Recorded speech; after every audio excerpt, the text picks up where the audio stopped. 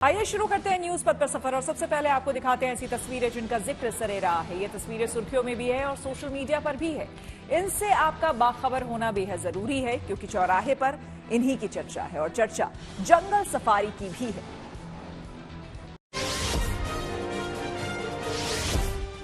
प्रधानमंत्री नरेंद्र मोदी ने world wild life day पर गुजरात के गिर नेशनल पार्क में जंगल सफारी का लुत्फ उठाया। उन्होंने यहाँ एशियाई शेरों को करीब से देखा और अपने कैमरा में इनकी तस्वीरें भी खींची। वहीं जंगल सफारी के बाद पीएम ने राष्ट्रीय वन्य जीव बोर्ड की 7वीं बैठक की अध्यक्षता की। साथ ही पीएम ने यहाँ नेशनल पार्क के कर्मचारियों से भी बातचीत की। वहीं अपने इस दौरे में उन्होंने एशियाई शेरों की मई में गिनती करवाने का ऐलान किया। लोकसभा स्पीकर ओम बिरला यूपी के मथुरा पहुंचे, जहां उन्होंने यमुना मां की आरती की। ओम बिरला वृंदावन में अपने परिवार के साथ पहुंचे थे। इस दौरान उन्होंने पवित्र केशी घाट पर पूरे विधि विधान से पूजा अर्चना की। साथ ही बताया कि सभी के कल्याण के लिए उन्होंने प्रार्थना की है। प्रयागराज महाकुंभ से पवित्र जल लेकर दमकल विभाग की गाड़ियां नोएडा पहुंच गईं। इस दौरान सेक्टर 52 में बड़ी संख्या में भक्तों की भीड़ उमड़ी।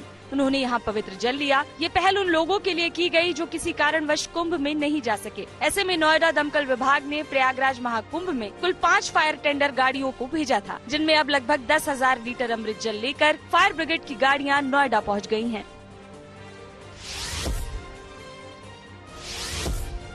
महाकुंभ के दौरान सुर्खियों में आई हर्षा रिचारिया की आर्टिफिशियल इंटेलिजेंस से तैयार कई वीडियो सोशल मीडिया पर वायरल हो रहे हैं। ये दावा खुद हर्षा ने किया। ऐसे में उन्होंने भोपाल में साइबर क्राइम ब्रांच के दफ्तर में शिकायत की और कहा कि उन्होंने 55 फेक आईडी के खिलाफ FIR दर्ज करवाई है। मेरे नाम से जो AI के वीडियोस बन रहे हैं, अश्लील वीडियोस बन रहे हैं, उन सब की लगभग 55 IDs की मैंने यहाँ पे आज FIR की है।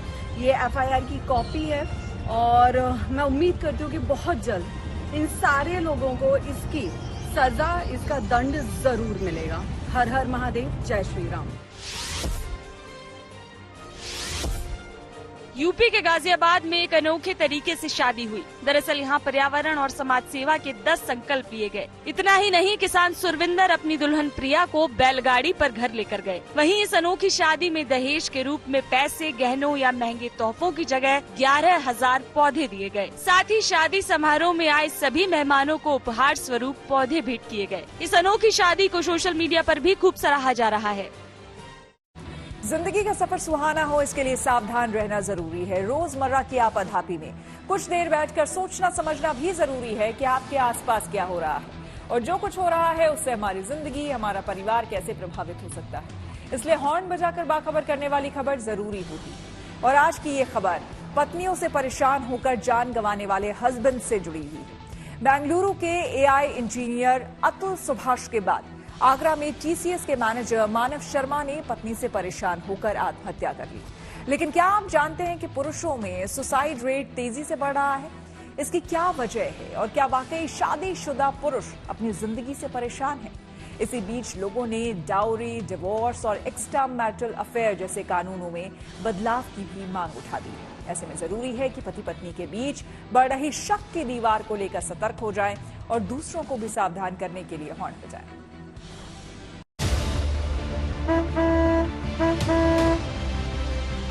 अगर शादी के से पहले अगर अफेयर है, बंदा या बंदी जिसका भी हो, बट आफ्टर मैरिज अगर वो मतलब शेयर नहीं करना चाहिए।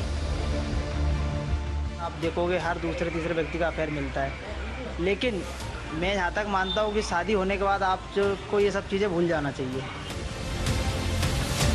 अगर शादी के पहले अफेयर है और शादी के बाद वो डिपेंड करता है अंडरस्टैंडिंग पे। कई बार हमें शेयर कर देना चाहिए अगर आप एज अ फ्रेंड हो। आपका डिपेंड करता है आपके जो रिलेशन है शादीशुदा जो हैं दोनों जोड़ों का, क्या उनका जो अंडरस्टैंडिंग है। कंडीशन क्या होता है, लड़के बड़े संकुचित होते हैं। अगर शादी हो रही है तो उन्हें बताएंगे तो संबंध टूट जाएगा। हालांकि शेयर करने से पहले अगर स्टार्टिंग में अगर वो शेयर कर ले तो जीवन भर तकलीफ नहीं आती। बेंगलुरु में रहने वाले ASI इंजीनियर अतुल सुभाष के बाद आगरा में TCS के मैनेजर मानव शर्मा ने पत्नी के उत्पीड़न से तंग आकर खुदकुशी कर ली। इन दोनों आत्महत्याओं ने एक बार फिर इस बहस को गर्म कर दिया है कि क्या पुरुष भी खामोश नाइंसाफी के शिकार हो रहे हैं या एक ऐसी मानसिक यातना जिस पर चर्चा कम होती है। मुझे ये एहसास हो ही नहीं पाया कि वो इस मेंटल स्टेट पे है। और अगर मुझे जरा भी अंदाजा हो जाता, थोड़ी भी एक आधी मैसेजेस से भी, तो मैं क्यों रोक कर बैठती खुद को। कौन बहन इंतजार करेगी कि खबर आए वहां से उसके भाई की। कौन बहन सो जाए, किसको नींद कैसे आएगी। मैं श्योर होकर सोई। मुझे जब ये बात पता चली, मुझे जरा भी अंदाजा नहीं लगा उसकी बातों से। मेरी मानव से बात हुई है जी। आपने खुद एक तरह से मुझे लगता है कि काउंसिल किया होगा, इंश्योर किया होगा। बिल्कुल बिल्कुल, क्योंकि वो मुझसे ही 3-4 दिनों से लगातार इस मामले में बात कर रहा था कि मैं जो भी निकिता के बारे में पता चलते जा रहा है वो उसे ठीक तरह से नहीं समझ पा रहा और वो बहुत परेशान है इन चीजों को लेके और वो अलग होना चाहता है। फेसबुक, इंस्टाग्राम और एक्स समेत तमाम सोशल मीडिया प्लेटफॉर्म्स पर लोग तरह तरह की राय रख रहे हैं और कुछ लोग पुरुष आयोग की मांग भी कर रहे हैं, तो कुछ दहेज कानून के दुरुपयोग की दुहाई दे रहे हैं। वहीं कुछ नेशनल क्राइम रिकॉर्ड्स ब्यूरो यानी NCRB के हर साल आने वाले डेटा को शेयर कर रहे हैं, जिसमें महिलाओं से ज्यादा पुरुषों की खुदकुशी बताई गई है।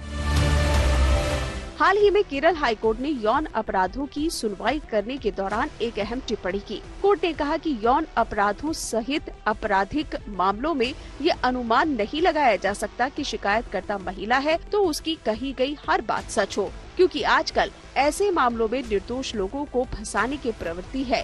केरल हाईकोर्ट के जस्टिस PV कुन्हीकृष्णन ने टिप्पणी करते हुए कहा कि झूठे आरोपों पर किसी को नुकसान की भरपाई पैसे देकर नहीं की जा सकती। झूठी शिकायत से आरोपी की प्रतिष्ठा बर्बाद हो जाती है। अगर पुलिस को लगता है कि पुरुषों के खिलाफ ऐसी महिलाओं के आरोप झूठे हैं, तो शिकायतकर्ता के खिलाफ भी कार्रवाई कर सकते हैं, क्योंकि कानून इसकी अनुमति देता है। अतुल सुभाष और मानव शर्मा की खुदकुशी के बाद लोगों ने दहेज, तलाक और एक्स्ट्रा मैरिटल अफेयर जैसे कानूनों में बदलाव की मांग उठा दी है। अब सवाल ये है कि क्या वाकई शादीशुदा पुरुष अपनी जिंदगी से परेशान है? क्या पुरुषों में सुसाइड दर तेजी से बढ़ रही है? और इन कानूनों में ऐसा क्या है जिन्हें बदलने की मांग की जा रही है?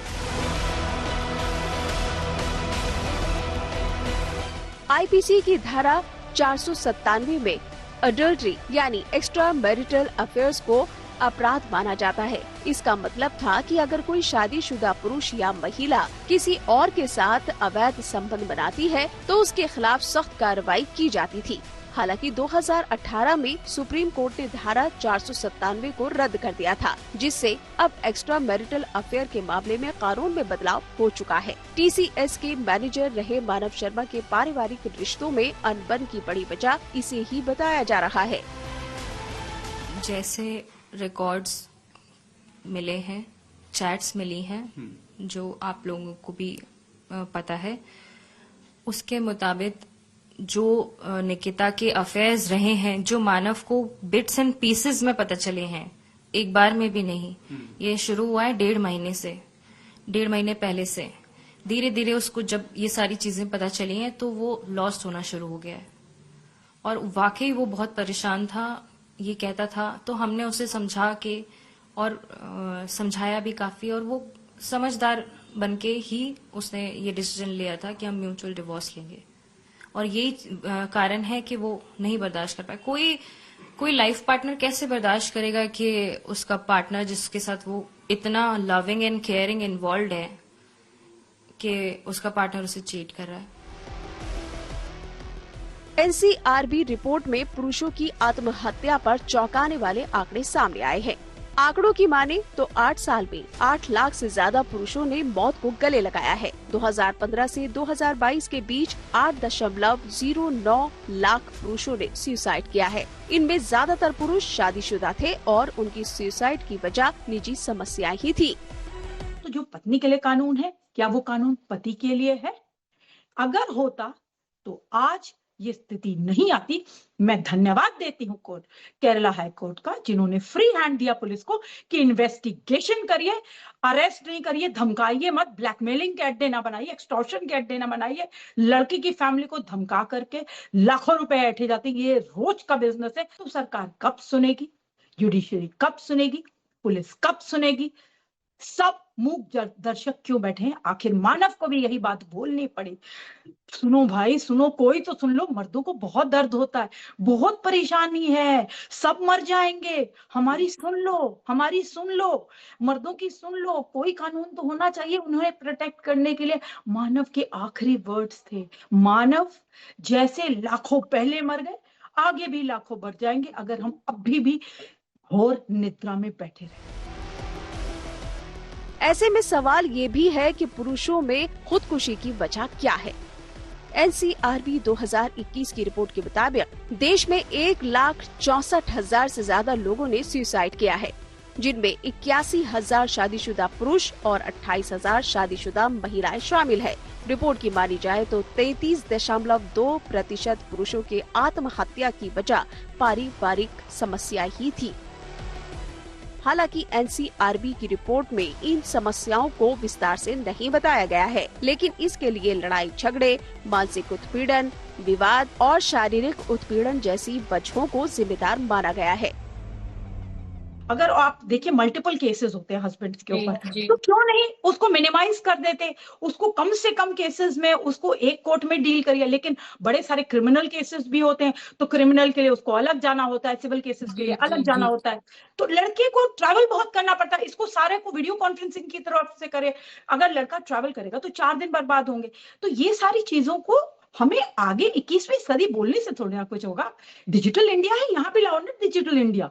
इन लड़कों को ऐसी अगर फैसिलिटीज होंगी, वो जाएंगे नहीं, आएंगे नहीं, उनका टाइम ऑफिस में कौन रखता है, 4 छुट्टी कौन देता है। अगर हम बेसिक बातों पे ही काम कर ले, एक कमेटी होनी चाहिए, इन्वेस्टिगेशन होनी चाहिए, कमेटी होनी चाहिए जहां पे समझाया बुझाया जाए ऐसे कपल्स की तोड़ फोड़ से क्या होगा। आईपीसी की धारा 498A पर भी सवाल उठाए जा रहे हैं, जिसमें दहेज को लेकर सख्त सजा का प्रावधान रखा गया है और आशंका जताई जा रही है कि महिलाएं इस कानून का दुरुपयोग कर रही हैं। आईपीसी की धारा 498A को बीएनएस की धारा 85 और 86 में तब्दील कर दिया गया है। सुप्रीम कोर्ट ने दिसंबर 2024 को एक केस की सुनवाई के दौरान कहा था कि ज्यादातर महिलाएं इस कानून का गलत इस्तेमाल करती हैं। वहीं इस कानून के तहत केस दर्ज होने के बाद महिलाओं को कोई सबूत नहीं देना पड़ता, बल्कि पुरुषों को सबूत देकर खुद को बेगुनाह साबित करना पड़ता है। बचने के लिए आप बस सारे एविडेंसेस क्रिएट करिए और मरने की जरूरत नहीं है। काउंसलर से मिलिए, मैरिज काउंसलर से मिलिए। मैरिज को रिवाइव करने के लिए हम बैठे, हम काउंसलिंग करते हैं और लोग बैठे हैं, बहुत सारे फैमिली कोर्ट्स में भी है। लेकिन सबसे बड़ा आपको अपने मेंटल स्ट्रेंथ के ऊपर बात करनी होगी, आपको मेंटल हेल्थ के ऊपर बात करनी होगी, वो भी पुरुषों की मेंटल हेल्थ, क्योंकि उनके ऊपर बहुत स्ट्रेस होता है। तो ये सरकार को आगे इस बारे में सोचना चाहिए और एक फैमिली कोर्ट में जो जजेस अपॉइंट होते हैं उनके ऊपर बहुत काम करने की जरूरत है। एक्चुअली होता क्या है, अभी कुछ दिन वो क्रिमिनल देख रहे होंगे, फिर वो कुछ और देख रहे होते हैं, फिर एकदम से फैमिली कोर्ट में आ जाते हैं, तो उन्हें एक्सपीरियंस नहीं है। फैमिली कोर्ट में जो जजेस रहे उनको बहुत एक्सपीरियंस होना चाहिए। तो जब वो दूसरी जगहों पे चले जाते हैं तो 6 महीने इधर देखा, फिर 6 महीने कहीं और देखा, तो उतना ज्यादा उनका फोकस होता ही नहीं, वो समझ ही नहीं पाते कि लड़का क्या एविडेंस बता रहा है। International institute for population science यानी IIPS की 2023 की आई रिपोर्ट के मुताबिक महिलाओं की तुलना में पुरुषों की खुदकुशी की दर 2.5 है, यानी महिलाओं की तुलना में 2.5 गुना ज्यादा पुरुष खुदकुशी कर रहे हैं। साल 2014 से 2021 के आंकड़ों के विश्लेषण के मुताबिक हर कैटेगरी में पुरुषों की खुदकुशी की संख्या महिलाओं से ज्यादा पाई गई है।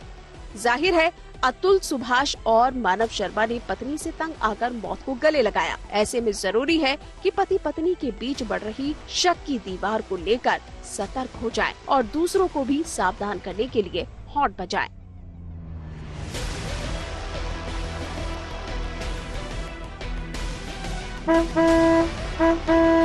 आगरा से अमिताभ भारद्वाज के साथ bureau report, good news today.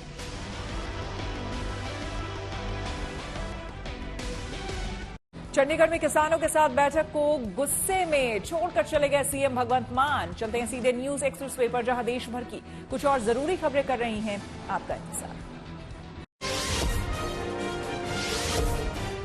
BSP प्रमुख मायावती ने एक और बड़ा फैसला लिया।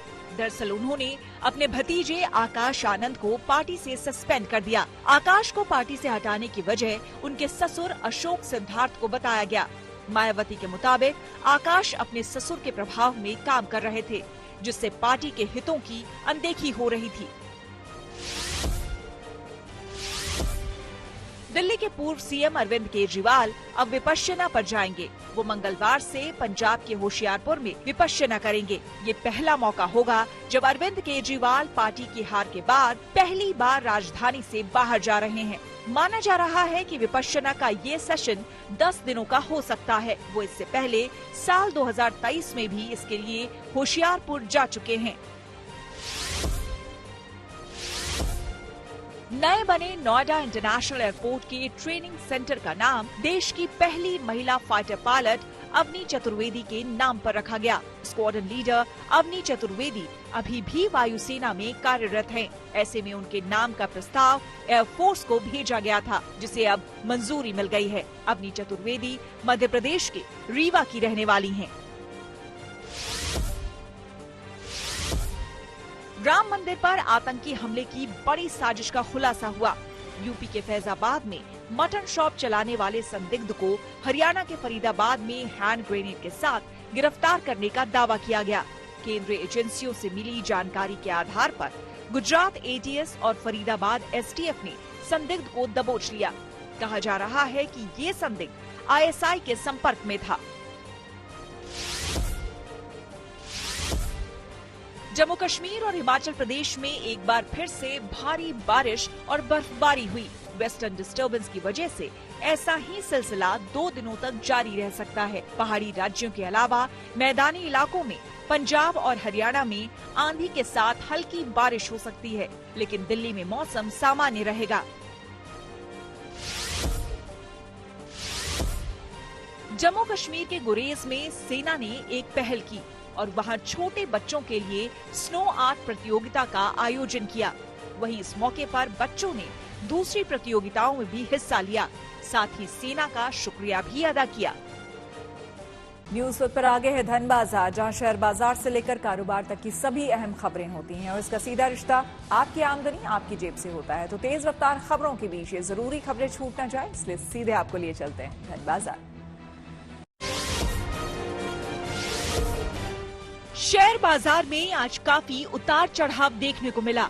हफ्ते के पहले कारोबारी दिन सेंसेक्स 112 अंक फिसल गया और ये 73,086 अंकों पर बंद हुआ। इसके साथ ही निफ्टी में मामूली गिरावट दर्ज की गई। ये 5 अंक गिरकर 22,119 पर बंद हुआ। दिल्ली में सोने चांदी की कीमतों में इजाफा हुआ। सोमवार को दिल्ली सराफा बाजार में सोना 200 रुपए महंगा हुआ। इसके साथ ही दिल्ली में 10 ग्राम सोने की कीमत बढ़कर 87,900 रुपए हो गई। वहीं चांदी में भी 100 रुपए की तेजी देखी गई और अब दिल्ली में 1 किलो चांदी की कीमत 96,500 रुपए हो गई है। सोमवार को डॉलर के मुकाबले रुपए में मजबूती दर्ज की गई। रुपया 3 पैसे बढ़ गया। इस तरह 1 डॉलर के मुकाबले रुपए की कीमत 87 रुपए 34 पैसे हो गई। छत्तीसगढ़ सरकार ने पेट्रोल की कीमतों में 1 रुपए की कटौती की है। विष्णुदेव साय की सरकार में वित्त मंत्री ओपी चौधरी ने राज्य में पेट्रोल के दाम कम किए जाने का ऐलान किया, जिसके बाद अब राज्य के कई शहरों में पेट्रोल की कीमत 100 रुपए से नीचे आ जाएगी। केंद्र सरकार ने आईआरसीटीसी और आईआरएफसी को नवरत्न कंपनियों में शामिल किया है। इन दोनों कंपनियों को नवरत्न सेंट्रल पब्लिक सेक्टर एंटरप्राइजेज में अपग्रेड कर दिया गया है, यानी कि अब ये कंपनियां सरकार की मंजूरी के बिना 1,000 करोड़ रुपए तक का निवेश कर पाएंगी। इसके साथ ही देश में अब कुल 26 कंपनियां नवरत्न की लिस्ट में शामिल हो चुकी हैं। न्यूज पर के सफर में अब सोशल अड्डा का रुख करते हैं, जहां आज बात हो गया अयोध्या के राम मंदिर की। मंदिर की व्यवस्था संभालने वाले श्री राम जन्मभूमि तीर्थ क्षेत्र ने रामलला के दर्शन के समय में आज से नया बदलाव लागू कर दिया है। तीर्थ क्षेत्र के ट्रस्टी अनिल मिश्रा के मुताबिक महाकुंभ के दौरान भीड़ होने के बाद अब फिर से भक्तों की संख्या सामान्य होने पर दर्शन के समय में बदलाव किया गया है। नए दर्शन के समय के अनुसार सुबह 4 बजे मंगला आरती के बाद 4:15 बजे से 6 बजे तक मंदिर के कपाट बंद रहेंगे। सुबह 6 बजे श्रृंगार आरती के बाद सुबह 6:30 बजे से 11:50 तक श्रद्धालु प्रभु श्री राम के दर्शन कर सकेंगे। इसके बाद 10 मिनट के लिए कपाट बंद रहेंगे। दोपहर 12 बजे भोग आरती के बाद 12:30 बजे तक दर्शन की व्यवस्था रहेगी। इसके बाद दोपहर 1 बजे तक कपाट बंद रहेंगे। फिर दोपहर 1 से शाम 6:50 तक मंदिर के कपाट दर्शन के लिए खुले रहेंगे। शाम 7 बजे संध्या आरती होगी और फिर रात 9:45 तक श्रद्धालु दर्शन कर सकते हैं। इसके बाद रात 10 बजे तक कपाट बंद रहेंगे और शयन आरती के बाद रात 10:15 बजे मंदिर के कपाट बंद हो जाएंगे। वहीं अयोध्या में महाकुंभ की वजह पिछले 1.5 महीने से भीड़ उमड़ने के कारण नगर निगम अधिकारियों को एक अनोखी समस्या का सामना करना पड़ा है। क्राउड मैनेजमेंट के कारण मंदिर में आवाजाही के नियम बदलने से बहुत से श्रद्धालु अपने जमा जूते चप्पलों को लेने नहीं आए। नगर निगम के अधिकारियों के अनुसार मंदिर के प्रवेश द्वार पर प्रतिदिन लाखों जूते चप्पल जमा हो रहे हैं, जिन्हें जेसीबी मशीनों से इकट्ठा कर ट्रॉलियों में लादकर 4 से 5 किलोमीटर दूर एक जगह पर डंप किया जा रहा है। जानकारी के मुताबिक रामपथ पर स्थित मंदिर के मुख्य प्रवेश द्वार गेट नंबर 1 पर श्रद्धालुओं से उनके जूते चप्पल जमा करने के लिए कहा जाता है। मंदिर परिसर में लगभग आधा किलोमीटर का चक्कर लगाने के बाद श्रद्धालु उसी गेट पर लौटकर अपने जूते चप्पल ले सकते हैं। लेकिन महाकुंभ के दौरान अयोध्या में आई भीड़ को नियंत्रित करने के लिए प्रशासन ने भक्तों को गेट नंबर 3 और दूसरे गेट से बाहर निकलने के निर्देश दिए। इस बदलाव की वजह से श्रद्धालुओं को अपने जूते चप्पल लेने के लिए 5 से 6 किलोमीटर की दूरी तय करनी पड़ती है। ऐसे में कई श्रद्धालु अपने जूते चप्पल वहीं छोड़कर नंगे पांव ही चले गए। अयोध्या के राम मंदिर में भक्तों की भारी भीड़ होने से और नियमों में बदलाव से श्रद्धालुओं को कोई परेशानी पर हमने कुछ लोगों से बात की और उनकी राय जानी। व्यवस्था एक तरह से भीड़ को रोकने के लिए या भीड़ में भगदड़ ना मचे उसके लिए तो ठीक थी, लेकिन जो आम आदमी अयोध्या आ रहा है उनके लिए बहुत सी सुविधा होनी चाहिए, जैसे कि उत्तम शौचालय की व्यवस्था होनी चाहिए। इतनी बड़ी भीड़ आई है अयोध्या में, उनके लिए शौचालय की व्यवस्था नहीं थी, जूता चप्पल रखने की व्यवस्था नहीं थी, सामान रखने की व्यवस्था नहीं थी, पानी पीने की व्यवस्था नहीं थी। बस कुछ व्यवस्था यही सब थी कि जिनसे उन लोगों को काफी दिक्कतें हुई। और रास्ता को इस तरह से बना दिया गया था कि उनको जहां आधे किलोमीटर में पूरा दर्शन हो सकता था, उनको कम से कम 5 से 10 किलोमीटर उनको इसी में घुमाया गया। व्यवस्थाएं प्रशासन ने भीड़ को काबू करने के लिए कही दी थी, बट इससे कोई अयोध्या के काफ़ी लोगों को इससे बहुत दिक्कतें हुई। हम लोगों के व्यापार में काफ़ी दिक्कतें हुई, चाहे सामान का आवागमन हुआ, चाहे बच्चों को स्कूल छोड़ना हुआ, चाहे जो है कोई लोकल पब्लिक को कहीं अपने ही कार्य से जाना हुआ, तो इसके लिए बहुत ही दिक्कतों का सामना करना पड़ा था। व्यवस्था क्या थी, जैसे अब बाहर की पब्लिक जो आई थी उनके लिए ठीक थी, बट जो यहाँ के लोकल आदमी थे, अब जैसे ये सामने मान लीजिए जाना हुआ तो यहाँ पे 10-10 मीटर पे पुलिस वाले खड़े हुए थे, RAF वाले, तो वो जाने नहीं देते थे। आपका सामने घर है, आप सामान लेके जा रहे हैं, नहीं जाने देंगे, बोलते थे घूम के आइए वहाँ से। ये सारी चीज़ें थी। बाहर की पब्लिक के लिए व्यवस्था ठीक थी। अब जैसे राम मंदिर किसी को दर्शन के लिए जाना है तो यहाँ से निकला सामने राजा फाटक से, उसको नए घाट जाना पड़ेगा पहले, उससे पहले कोई कट नहीं था। ये चीज़ें हैं। तो उन व्यवस्थाओं में कुछ न कुछ सुधार हो जाए। क्या सुधार आप चाहते हैं, क्या सुधार हो? जैसे अभी फिर से जनसैलाब आ जाए तो बीच बीच में कहीं बैरिकेडिंग हटा देनी चाहिए। जैसे इस समय यहाँ पे गैप है तो वैसे थोड़ी थोड़ी दूर पे गैप होना चाहिए लोकल पब्लिक के लिए। अब जैसे यहाँ पे श्री राम हॉस्पिटल के पास से अंदर नहीं आने देते, तेली बाजार के पास रोक देते हैं, आईडी दिखाने पे तब भी नहीं आने देते, लोकल पब्लिक के आईडी आने नहीं देते, आईडी दिखाओ तब भी नहीं आने देते, कहते घूम के जाइए। अब हम लोग घूमेंगे तो फिर बाहर की पब्लिक आएगी तो घूमती ही रहेगी ना। आइए अब रुक करते हैं प्रगति मार्ग का, जहां ऐसी खबरें हैं जो कि देश की तरक्की, प्रगति और लोगों की काबिलियत दिखाती है। आज आपको राजस्थान के एक ऐसे गांव में हम लिए चलते हैं जहां प्लास्टिक के खिलाफ मुहिम चलाई जा रही है। कारनामा चाय वाले की मेहनत की वजह से अब पाली का बिसलपुर गांव पूरी तरह से प्लास्टिक मुक्त हो चुका है और यहां वेस्ट को रिसाइकिल करके बेस्ट सामान बनाया जा रहा है।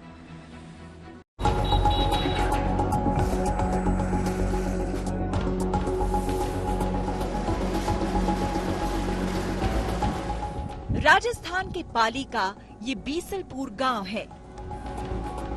वैसे तो ये गांव देश भर में टूरिस्ट प्लेस जवाई बांध के लिए जाना जाता है, लेकिन अब इस गांव ने अपनी एक नई पहचान बना ली है।